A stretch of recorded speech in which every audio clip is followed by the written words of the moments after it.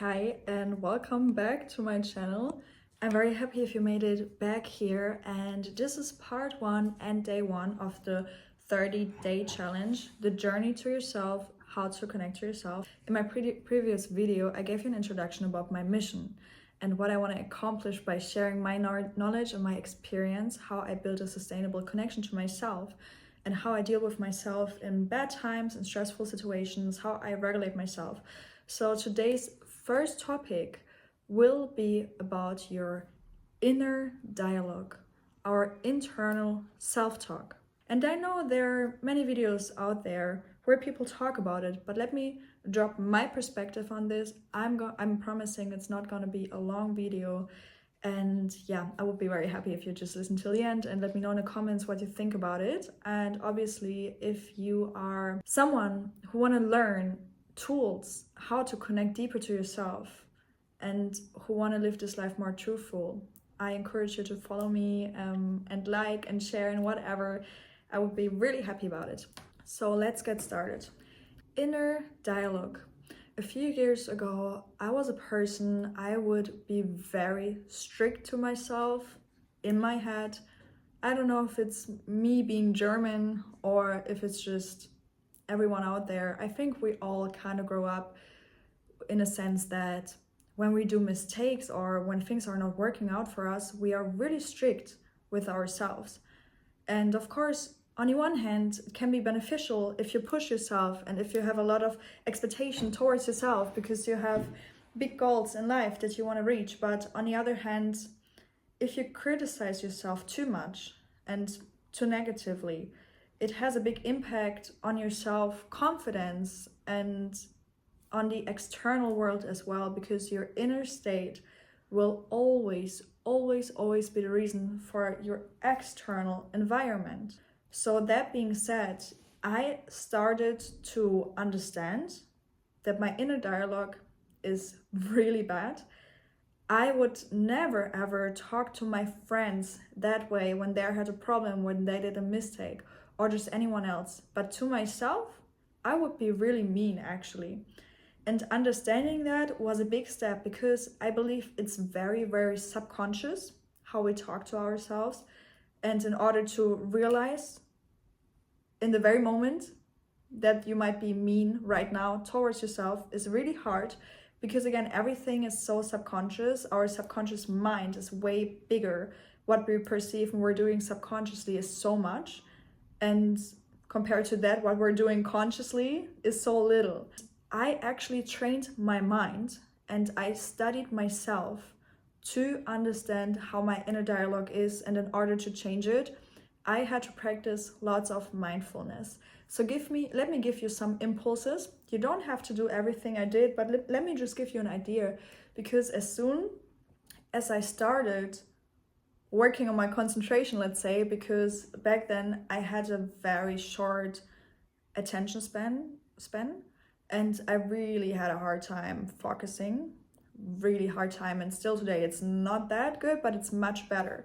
So if you practice mindfulness and attention, you will more easy realize when in certain situations certain thoughts come up which are just there to blame you, and in the moment they come up, you can actually grab them at some point and maybe transform them to something better. To give you an example, last time I felt really bad emotionally. I was in a fight with my partner, not even a big fight, but a misunderstanding, miscommunication, and I blamed myself for the fact that I didn't react the way I wanted to react and that I repeated the same mistake as the time before. It was nothing big, but it was still something where I was so disappointed by myself. And I started overly blaming myself. In my head, I was like, Leah, why can't you still do it? You just talked about it last time.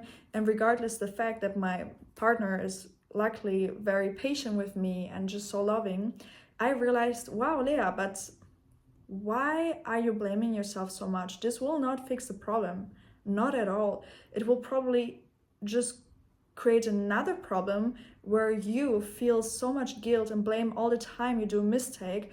So you are afraid to do mistakes, and this can actually change the dynamic not only within yourself but within the relationship, because you might feel less confident. Like, these little things are so interconnected to so many dynamics and energies. So in that moment I realized again, wait, Leah, why are you so hard to yourself? Of course it's not so nice that you repeated the same reaction, the same mistake, but by blaming yourself you're not gonna fix it. It's just gonna be worse, as I just said. So, no, that was a mistake. In that moment, I realized, I grabbed the thought and I started saying like, okay, it's okay, Leah. Next time you're gonna do it better. It's okay for the moment.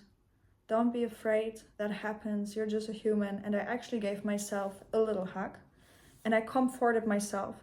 Because yes, my partner can also comfort me, and he does, obviously. And that's great, that's awesome. I'm grateful for that. But I believe that we should also comfort ourselves and not fully rely on people in the outside to comfort us. This really strengthens the connection to yourself. So by practicing mindfulness, it will be more easy for you, or by practicing, or, you know, practicing having a bigger attention span, or just working on your attention and concentration, it will be much easier to pick up those thoughts, those negative speech towards yourself, to pick it up and transform it. And how I started, I was starting to study myself a little bit. I analyzed myself and I wrote down some questions in my journal. I wrote down, how do I talk to myself when I'm stressed? How do I talk to myself when I did a mistake? Doesn't matter if it's like a mistake in a conversation, relationship, work, whatever. And how do I talk to myself when things are not working out the way I expected? And last but not least, how do I talk to myself when I'm late? This seems so small, but when I'm late and I'm not on time, again, I don't know if it's me being German, but when I'm not on time, in my head, I'm going crazy. I'm going crazy. So these are the things I really recommend you writing down, even right now. Ask yourself those questions, write it down, understand how your dialogue is at the very moment. I will actually publish a meditation for the inner self talk to transform it a bit, because when we meditate and we set intentions while we meditate, or just impulses and affirmations are ongoing, this is something our subconscious mind perceives, and it's coming into our subconscious, which is really great, because then we can pick it up in our conscious again. It will be more easy. So I will publish that guided meditation in the next video. That makes most sense. So stay tuned and please come back tomorrow for the guided meditation. But for now, besides meditation, how else can you practice your concentration? Honestly, meditation is a big thing, because there are also active meditations. Meditation is not only sitting down like this for 10 minutes straight and not moving. No, you can also be in a meditative state, or at least in a present state, when you just brush your teeth. When you brush your teeth and you realize that your mind is ongoing on the things that you have to do in these next couple of hours, please try to realize that your mind is just running, and try to stop it. Put your phone away. Put devices away and just be in a moment and practice actually doing the thing that you're doing, like that you're doing right now. If you're cooking, try to just cook. Try to not have anything which is distracting you, like music or series. Of course, it's nice to watch series or to listen to music when you cook and when you do all these things. But if we're only doing that and we never have moments of stillness, it will be so hard for us to have a good concentration. And this makes everything much harder when we try to study ourselves and when we try to connect ourselves. I'm not saying you cannot enjoy and you shouldn't listen to music. There will be another video like later on where I also talk about enjoying yourself and all these flow things. There's a fine line between getting too distracted with outside tools and having joy and really being in a moment with outside tools. But this is not a topic for today. I hope I could make my point clear. So yeah, please follow and comment if that resonates to you, and come back tomorrow for the guided meditation about your inner dialogue. We're gonna set a foundation subconsciously, and after that, yeah, you will have it more easy to, you know, do what I've just explained to you. See you in the next video.